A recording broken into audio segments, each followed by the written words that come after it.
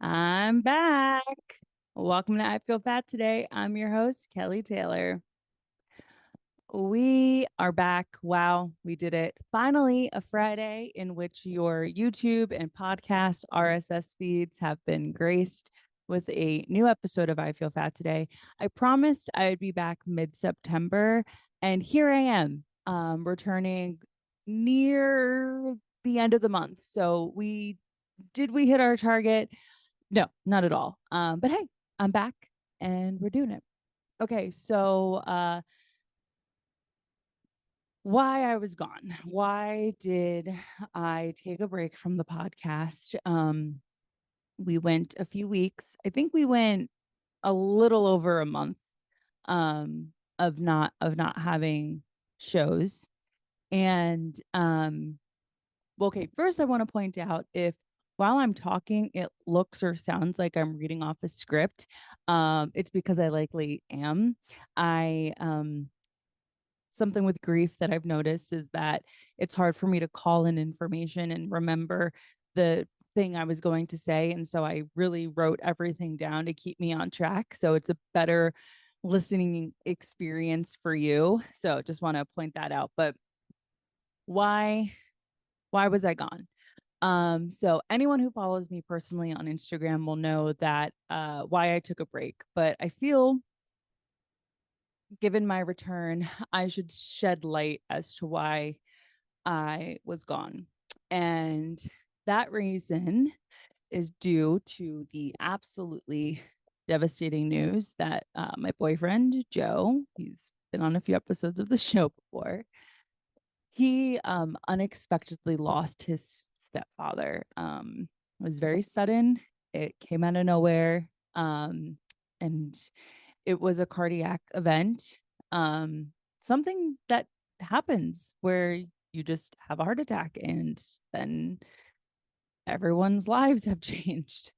So on Saturday, August 10th, Joe got a call from his mom that just completely rocked our world. And in the fallout of what happened, I have never had to deal with an unimaginable sadness and anxiety like I have experienced in quite some time.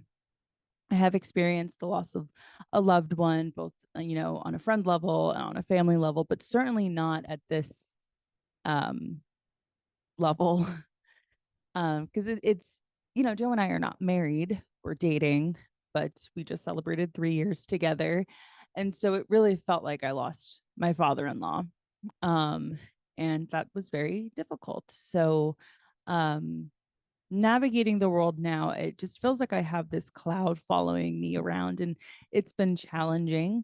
The lingering anxiety that I initially was dealing with made it so that I could only really be in full collapse, and everything went dark for a little. And now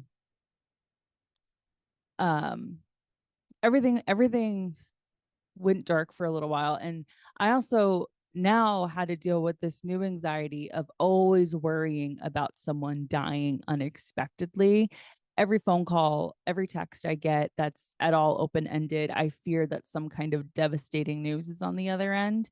Um, and I think above all else, it's the trauma that has been left on me from this that, okay, that really makes it sound like I'm making this about me, because like a lot of people are very devastated at the loss of this. But I'm just saying, personally, my experience is um it was a rough go, but I'm feeling more clear and more grounded. And I think the energy in this apartment has changed for the better. And you kind of just get used to this new normal, which is like the weirdest thing to say. And I think that there will be milestones that come up in life that will make the passing of Steve um really painful. But at this point, we just have to look to how grateful we are that we had him in our lives. And if you're fortunate enough to have the belief that when people you had a close relationship with pass away, that they're now a part of your sort of spiritual guide team, then it helps continue with your life. Yeah. Um, Something that I didn't realize, um, I realized, I really realized that when something devastating happens to me, I need to fully retreat. And I did that in every aspect of my life. So on August 10th, we got that call and everything went to a full stop. And it was in that happening, I realized how much I do, a full time day job, um, doing comedy at night, having voice over work that I was doing during the day, walking dogs during the day, like just so many plates spinning. And then all of a sudden it stopped. And it really made me see how much I do, which was a weird sort of way to stop and realize, good, bad, or indifferent. And uh what was the other thing I was gonna say? See, I didn't write it down and now it's like hard for me to remember it. Um, Whatever, I guess it's not that important. But I am getting back to things, uh Joe and I had a fly out to California to see Joe's mom and, just sort of be with her for the week and do some services out there. And once I got back from California, I got back into work and then that was all I could focus on. I didn't do any acting class, I didn't do voiceover work, I didn't do dog walking, I didn't do comedy. I literally haven't gotten on stage to do comedy in over a month at this point, which is weird because I've never gone that long. And that is a whole other thing I feel like I'm grieving, which is ridiculous because I'm literally probably going to get on stage after recording this. But a lot goes into it. And so now we're getting back into things. I'm officially back at acting class as of this week. And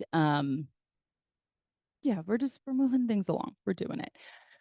So I really sat and I asked myself the question, how do people that have responsibilities outside of their single self, how do they live their life when they're experiencing grief? Like the thing that kept coming to mind is, how do people have kids and experience grief? And so later on in the episode, I have an article from the New York Times that I want to read about um, grief's effect on a person's physical body. And yeah, okay. So before I get into that, I do want to talk about the full moon eclipse in Pisces that we just had. Now, I am not completely well versed in all of the signs and all of the lunar cycles, but I definitely love learning about them, and some resonate with me more than others. Like every month, every 28 days, we have a full moon. And sometimes they're just, it's like, oh, the moon looks sick, and maybe I'll, do some journaling or something, but I don't always participate in rituals. But everyone on TikTok was saying that the full moon that we just had on the 17th of September is really powerful. And what you do under this full moon will shape the next 2.5 years. And based on everything I just told you a few minutes into recording this podcast, I definitely had the desire to have the next 2.5 years of my life be smoother, a little bit different. So I participated in some full moon rituals. And so Tuesday night, I dedicated my evening to full moon rituals, which it's really just a new age way of saying I tidied my house and I journaled. But really, I did some shadow work and looked at what I needed to cleanse from my life. And it really helped me take stock of how I'm doing currently and what needs to be worked through still. in order for me to move forward, not just in the, not just in the space of, grief, but just like, what do I want my day to day to look like? What do I want my future to look like? What do I want right now? So that was really great. And you may be someone listening to this that thinks the full moon energy and horoscopes are stupid.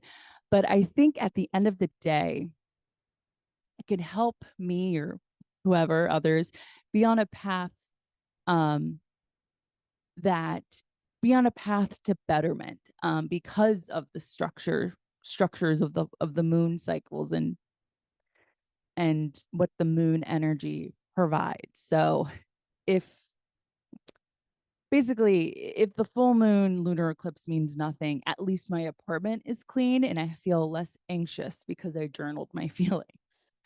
Um, so try that. And believe me, I fully believe that the energy of the full moon lunar eclipse and the cleansing rituals did their thing. Because the very next day, I had some major changes happen in my life.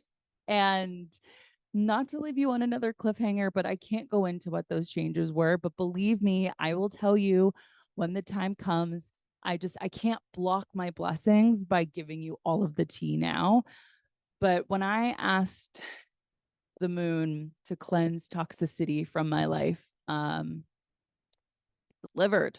It delivered in a big, big way. So yeah, that was a full moon lunar eclipse. If you're listening to this and you had something, if you yourself kind of looked at the moon, maybe made some moon water, did some journaling, and maybe you didn't do any of those things, and then on Wednesday, you got some significant news that kind of made you take a step back and say, oh, okay, all right, this is a change in what I'm used to. This is something I haven't experienced. I'm really curious. Please let me know. Okay.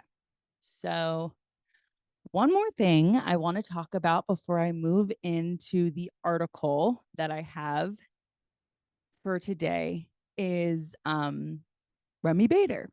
So, anybody listening to this probably knows who Remi Bader is, but last year around this time, I showcased a video that Remi had posted to TikTok. And I was reminded that she posted this video because while I was scrolling my phone, this was Tuesday the 17th that I was scrolling my phone. Um, I was scrolling TikTok and she actually reposted what she posted a year ago. And so it was episode 18 where I reviewed a video that Remi posted and she was clearly upset. Okay, clearly upset.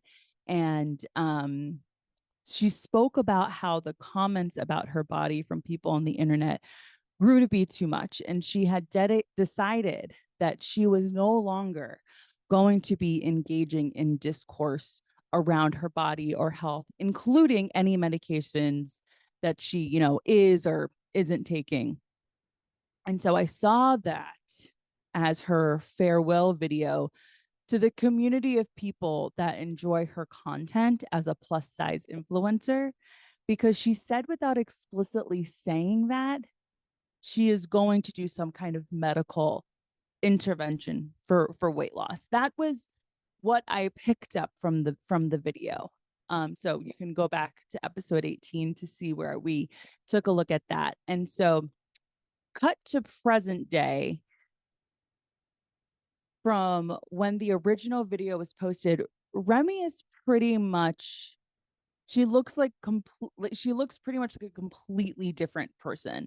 She is much thinner and has not given any kind of insight into any medical means of weight loss that she may or may not have done. She will post the occasional workout video, which if she lost a ton of weight solely by diet and exercise, then great.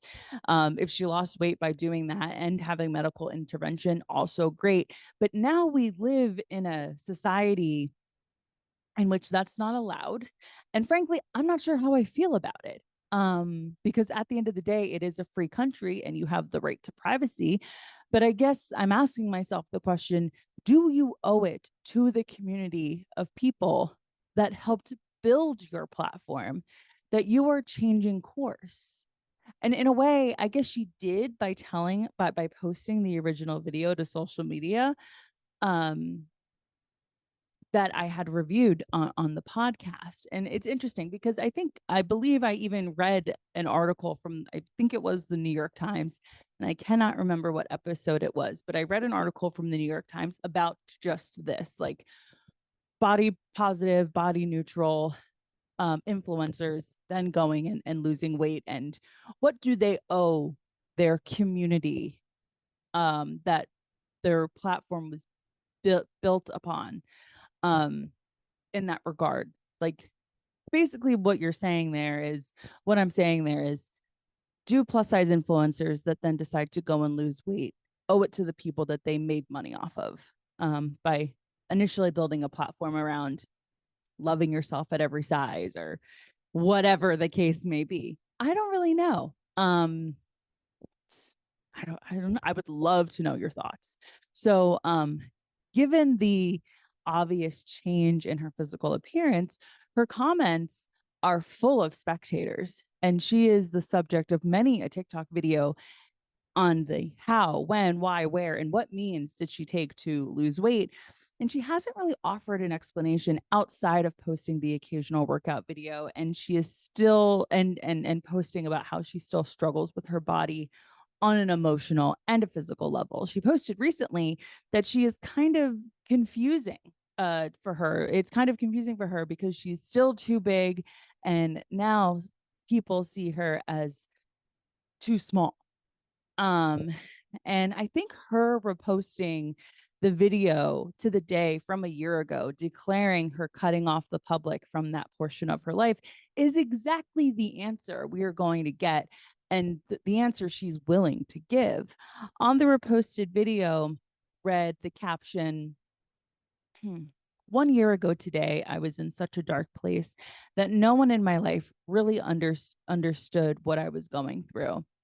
Coming out of this a year later, I feel so much stronger mentally and emotionally, and I stopped letting people's negative opinions of me take over and learned to focus on what I like about me. I simply started putting myself first. If you're broken, you don't have to stay that way. Selena Gomez said it best. Please remember that. Something else I do want to point out is, in the time between her posting a video about the video that we reviewed where she was upset, saying that she cannot handle the comments about her body, and anything she does moving forward in regards to her health and body is not going to be for public consumption. She did go through a breakup, so there is the element of like revenge body in there. So I think that's also something to keep in mind. But what are your thoughts? I would love to know your thoughts on Remi Bader. Did you follow her initially because she was this plus size influencer doing realistic try on hauls from stores like Revolve and high end stores that are pretty much catered to standard sizing? Um, do you champion her for losing the weight? Do you um resent her? What are your feelings? Are you sad to see another influencer get got by the, uh diet culture thinness machine? Um, I will say, posting a picture here, Remi looks very different. Like compared to the video that was posted a year ago to where she is now, she looks amazing, and you can argue she looked amazing in both um, bodies, but now she's in the more socially acceptable body, and I think that is what needs to be um sorry, I lost my train of thought. I think the fact that she is in the more socially acceptable body speaks to the larger issue of what we find acceptable. Okay. Now on to our article. I have no idea how long I've been recording. I have no idea how long this episode is going to be. Didn't even mention that this is a solo podcast today. Next week we will be back with a guest. I think. Yes. Okay, so I'm gonna read this article from the New York Times, and then that'll be it. So this is the biology of grief. Scientists know that the intense stress of grieving can affect the body in various ways, but much remains a mystery. So this came out in April 22nd of 2021.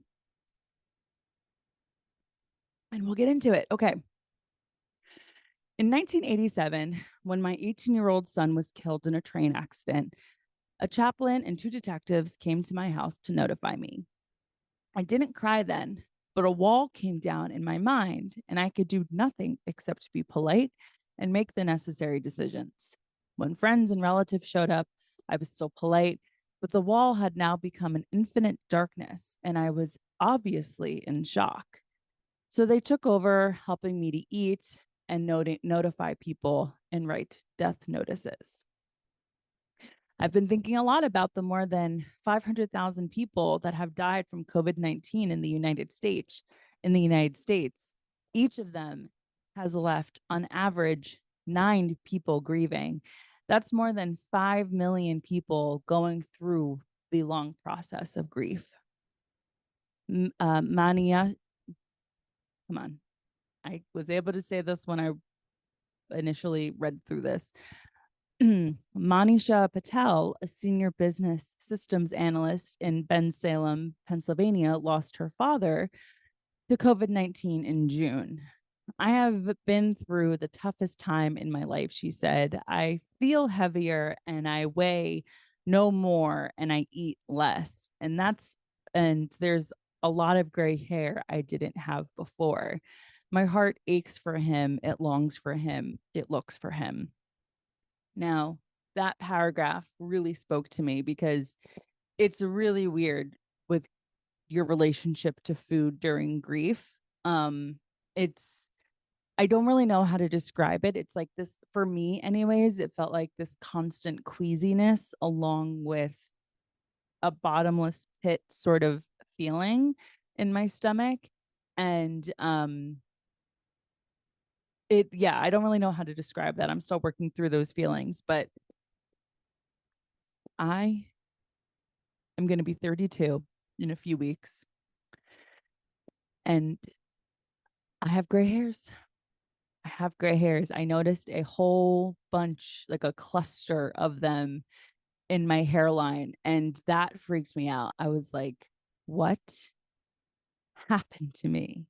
And then I read this and thought, could it have been the grief? Could it have been this traumatizing event causing this to happen? And it was illuminating for me. Okay, moving on. When someone you love dies, experts have a pretty good sense of the path that grief takes through the mind, but only have a general sense of how it progresses through the rest of the body.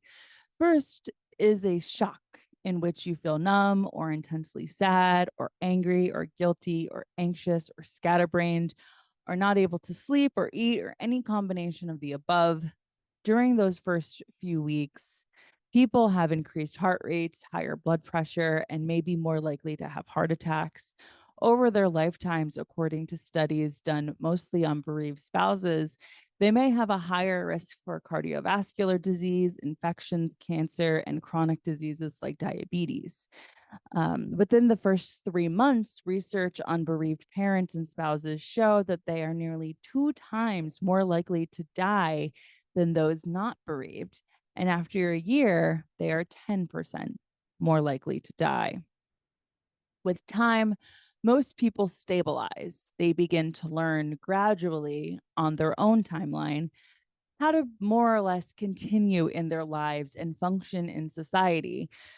But studies suggest that after 6 to 12 months, about 10% of bereaved people have not begun to function better. They get stuck in what's called complicated grief. They stay completely preoccupied with loss and persist in persistent yearning and remain socially withdrawn. Scientists know that grief is not only psychological, it's also physical. They know that it causes the brain to send a cascade of stress hormones and other signals to the cardiovascular and immune systems that can ultimately change how those systems function. But no one knows how those systems act together to create the risks of diseases and even death. Another sidebar here, I do want to say something else that I experienced in grief is just the all over body ache sensation. That was something where I felt like I had the flu without having the sniffles. And my friends were so kind as to get me a massage to help me work through the anxieties I was feeling because I was completely socially withdrawn. I went 2 weeks without seeing anybody. And, that's a red flag because I see a few swaths of my friends, you know, at least once a week. And so they got me a massage, and it really felt like I was working out emotions in that intense massage. Um, just wanted to throw that in there. Okay, continuing on. One reason scientists don't know more about the biology of grief is that only a handful of researchers study it, and they are usually psychologists with biological interests. Mary Frances O'Connor, a psychologist who researches grief at the University of Arizona, studies both the psychology of grief and its biological changes in the laboratory, and is one of the few researchers who straddles both fields. Hybrid science is seldom funded well. Grief is either a disease, grief is neither a disease nor is it classified as a mental disorder. And the main funding agency, the National Institute of Health, has no single established channel for funding it. Nevertheless, researchers have found enough people to take surveys and get blood tests and scans to note some patterns. Chris Fagundes, a psychologist at Rice University, said that in his own lab, he and his team have found links between grief, depression, and changes to the immune system and cardiovascular systems. In one study published in 2019, he and his team performed psychological assessments on 99 bereaved people about 3 months after their deaths of their spouses, and then took blood samples. Those who experienced higher levels of grief and depression also had higher levels of immune system markers for inflammation. Chronic inflammation can be dangerous, the doctor said.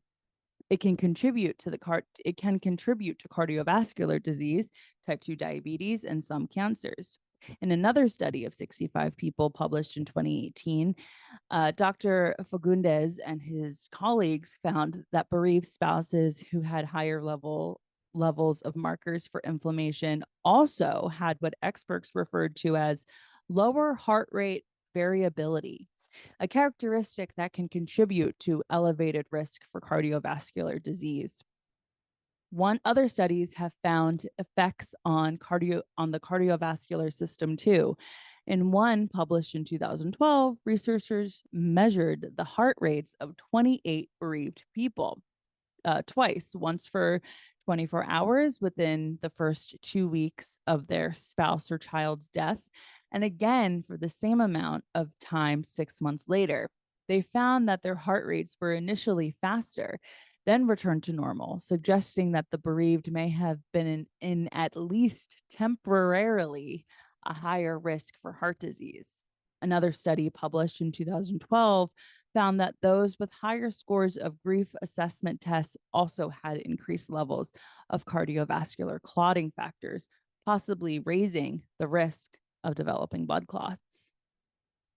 As I read through this and they talk about all these studies, I wonder, how do they get these bereaved people to participate in this study? Like, they tested bereaved people 24 hours within the first 2 weeks of a death of a spouse and child. Like, talk about a weird way to deal with grief, right?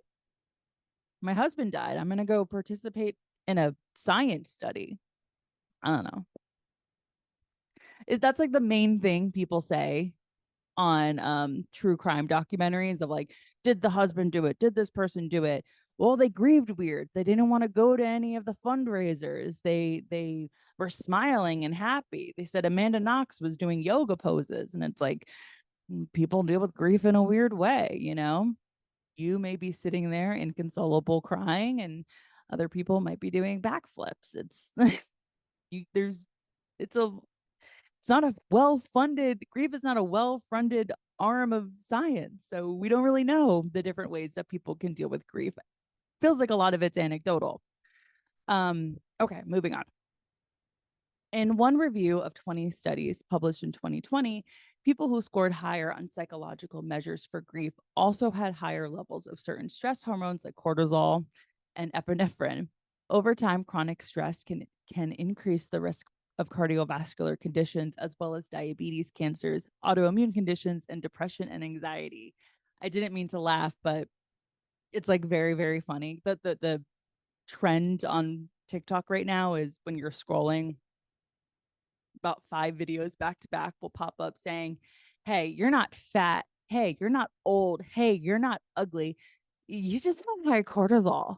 What are you going to do about your cortisol face? And it's like, I'm just picturing somebody grieving the loss of a loved one and someone out of nowhere being like, you have cortisol face. Thank you for that. That's exactly what I wanted to hear. Can you help me with my cortisol face? I may be sad, but I don't want to be ugly.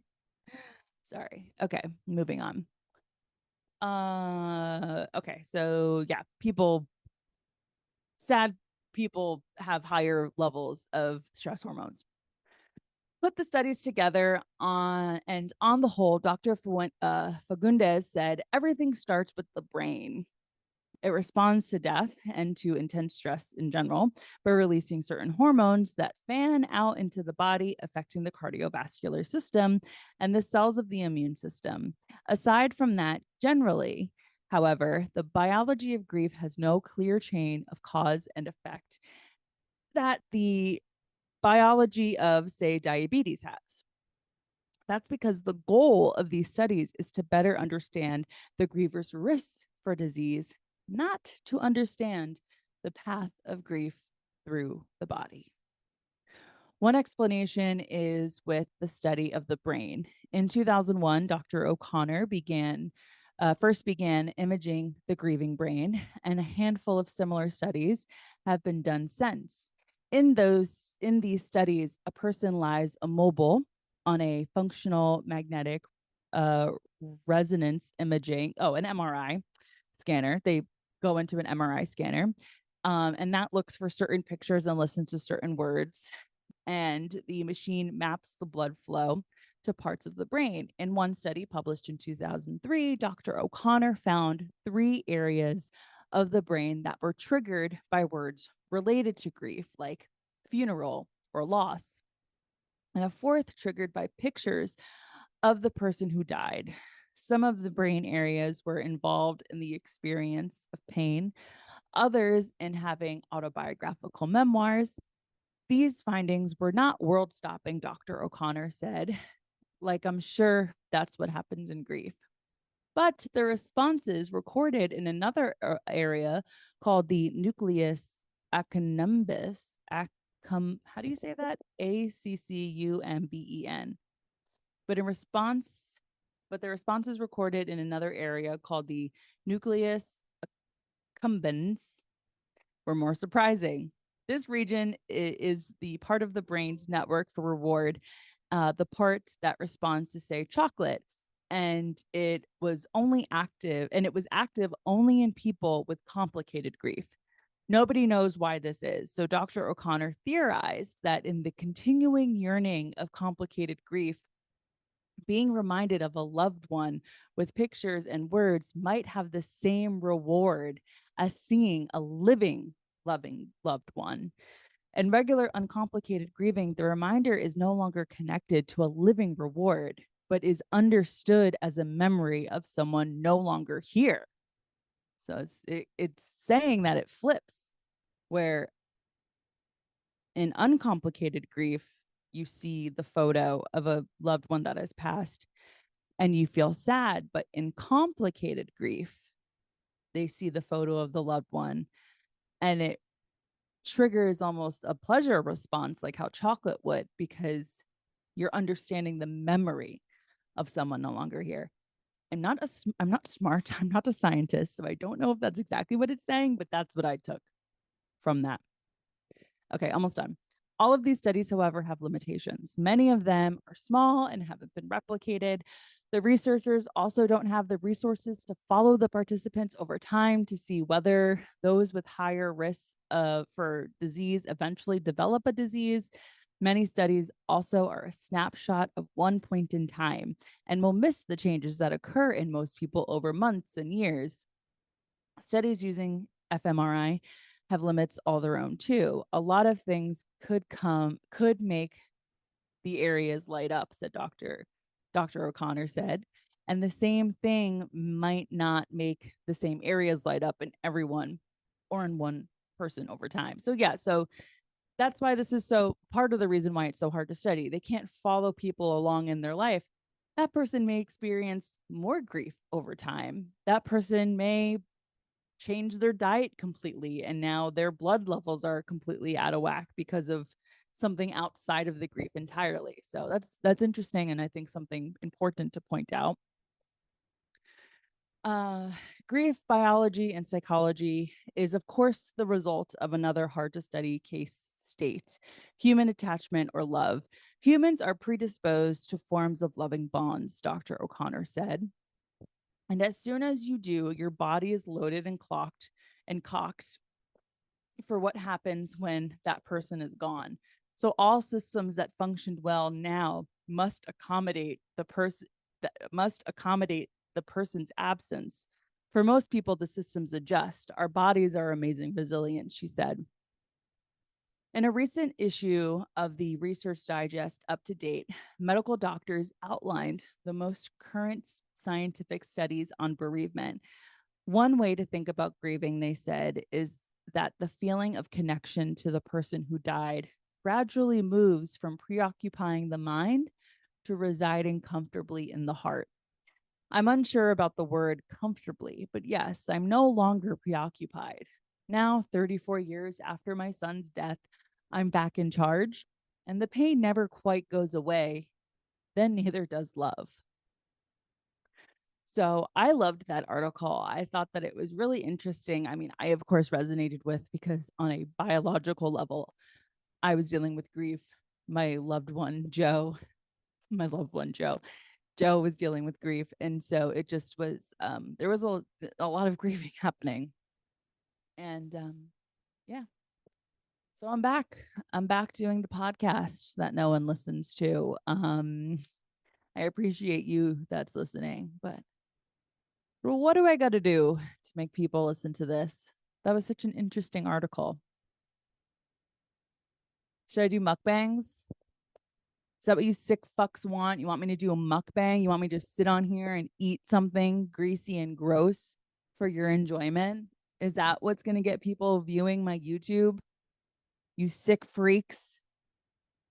Anyways, I'm not going to do that. Last thing I'll say before I sign off is if you are grieving, fuck what people say. Do what you got to do. Hopefully you're speaking with a therapist. I'm lucky to already be on a weekly basis with my therapist. I can't imagine having, something like grief happen to me when and not have a therapist to speak with. But don't worry about what your fucking boss says. Don't worry about if you have like old school people in your life, like grandparents or something that think like that don't miss work for anything. If your grandpa who wasn't even at the hospital because he was working when your, grandma made your mom or, gave birth to your mom, don't listen to what he has to say about you taking time off of work to grieve.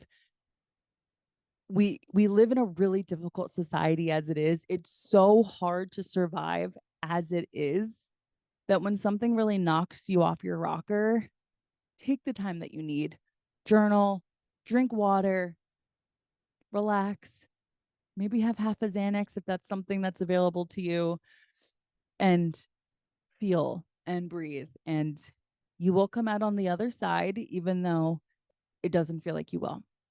And I am really excited to be back.